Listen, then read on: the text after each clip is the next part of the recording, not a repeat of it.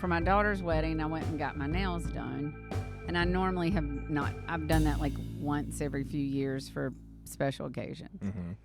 I did it when I was in sales the first time around before I had kids and I had time and all that. Well, now everybody's out of the house, and so I did them for a wedding. I'm like, I feel very pretty. I feel nice. I could do this myself. Not like you ran them through a rose garden. Right. I could do them myself, but then when I tend to the rose garden, they would look bad.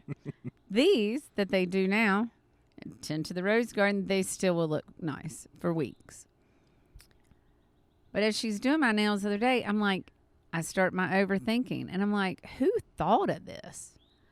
Like, it used to be you went to get your nails done, which meant they massaged your hand and they filed your nails and they painted regular, like, polish on it. Polish any of us could buy. Then it started with, I don't know. I'm sure somebody out there can get nerdy and actually look the whole process up. But at some point, there were acrylic nails. Well, first they were like the press-on nail. I don't know which came first, chicken or the egg. I don't know. Mm-hmm. But there have been press-on nails. There have been acrylics that you go to the place and there's, like, they paint this acrylic-y stuff on that fills in your nails and makes them stronger. Then there was gel, which I didn't like that because when it did come off, then it tore up your regular nail. And now there's this. This is called S&S. Have no idea what that means. Have no idea what it's made of. It is a powder in a little jar, and they dip your nail down in there. Then they paint something on it, and they dip it again. Then they paint something on it, and they dip it again. And then they take this pretty little brush, and they brush it all off, and they file it down. And next thing you know, you have nails that's my natural nail, that just has this coating of S&S. I don't know if it's a carcinogen. Like, I don't know. Right. Because what you're asking me inside, you kind of preface this topic. Yes. Like, why does Like, that why- exist? Why do they have that now? Well, one, who came up with these different ideas and said, oh, that's not good. Polish isn't good enough. Let's come up with, I'm going to create a powder that turns into a polish on your nail. Like, that doesn't seem like the most efficient way of doing it. right. Oh, it takes time. Like, this whole beauty thing is new to me. Like, I don't understand. So here's where we were talking earlier. I don't. Because I don't really like sitting still that long that it takes to do them. So, like, I mean, I got to find somebody who's quick. And one time they gave me a girl who was, like, just learning. And they had to take it all off and start over. Nice.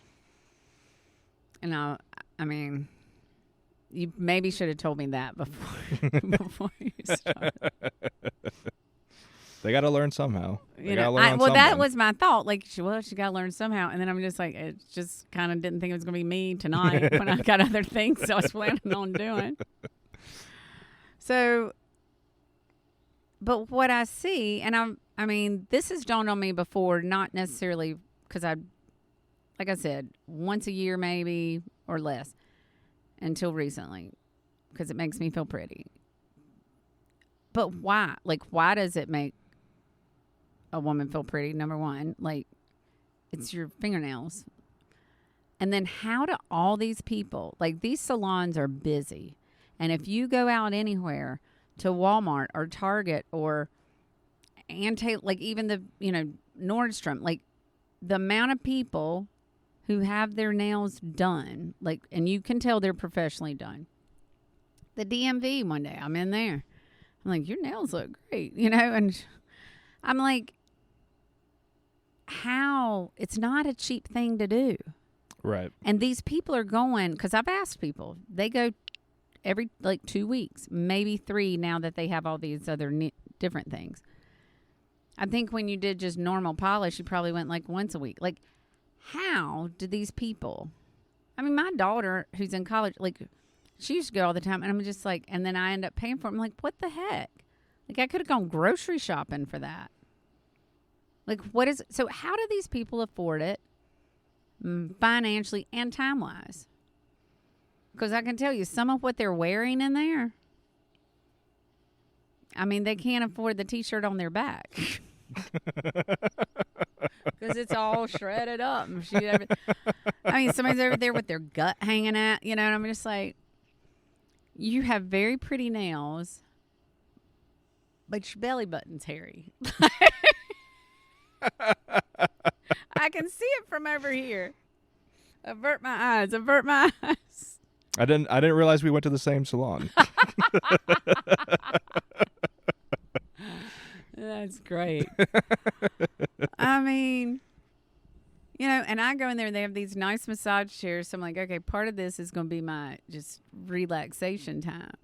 And then I guess it was a mom and daughter and granddaughter. And when I say granddaughter, like 3 years old. Okay. She's got a phone in her hand. Of course. And she gets on something.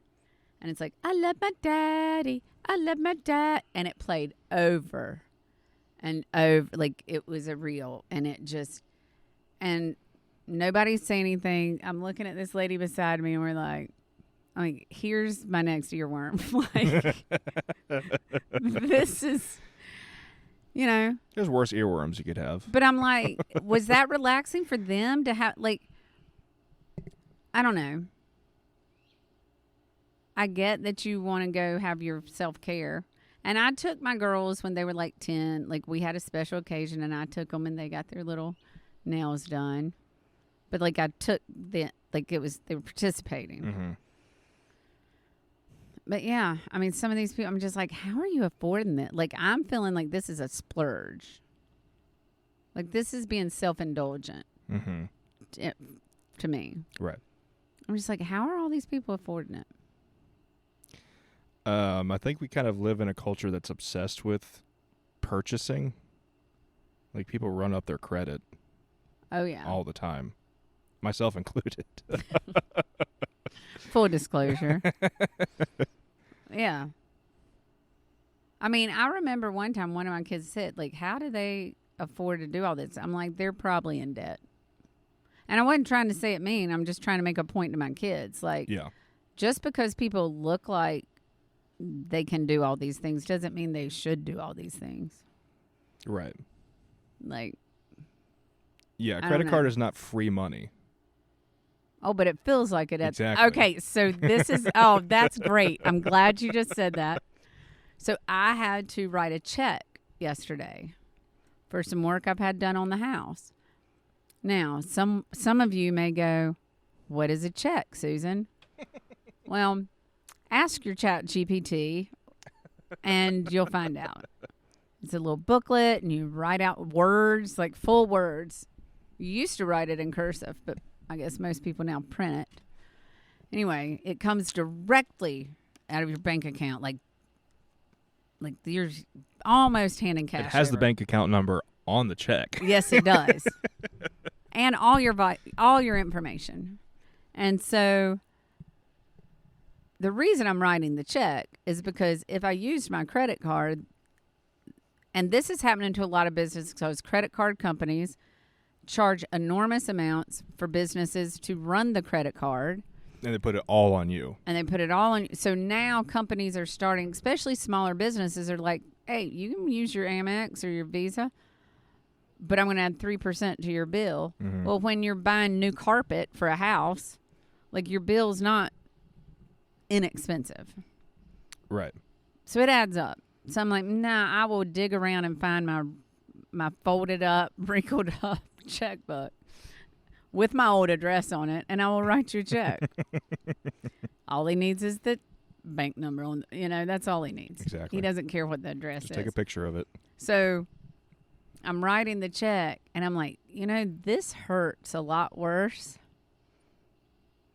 than dink, dink. Even if I'm using my debit card, which that also pulls directly, children, from your bank account. Unlike a credit card that runs up things that you owe somebody else from said bank account at some point. But anyway, yeah, I would just, as I'm writing, I'm like, this feels really different than if I had to charge the same amount and went dink. Mm-hmm. Yeah. So maybe we need to go back to people writing checks.